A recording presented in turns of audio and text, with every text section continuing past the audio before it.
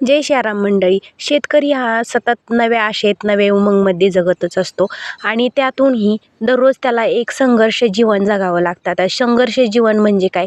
आपण जे उत्पन्न पेरतो त्यातून नफा भेटो किंवा तोटा भेटो, पण त्याला ते करावंच लागतं.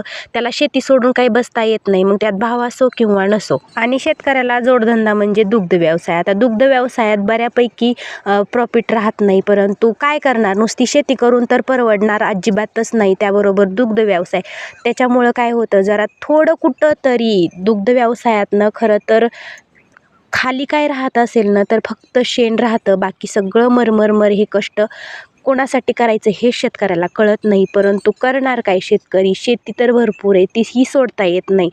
त्याच्यामुळं ना शेतकऱ्याला खरंच त्याची वेदना एक शेतकरीच जाणू शकतो, कारण असे कोणीही ओळखणार नाही त्याची वेदना. साधी आपण दुकानात जर गेलो तर पाण्याची बिसलरी ही ठराविक किंमत, त्याची ठरलेली किंमत असते. आणि आपल्या दुधाचंच बघा ना, मार्केटमध्ये किती प्रति लिटर 55 रुपये तरी आपल्या दुधाला दर पाहिजे. गाईच्या दुधाला 55 रुपये हा दर प्रामाणिकपणे पाहिजे. कारण खरं तर पशुखाद्य इतके महाग आहेत ना, पशुखाद्य ना गाईंना चारावेच लागतात, नाही तर त्याशिवाय त्या दूध काय देणार नाही. त्यांना हिरवा चारा लागतोच, त्यांना वाळा चाराही त्याबरोबर लागतोच.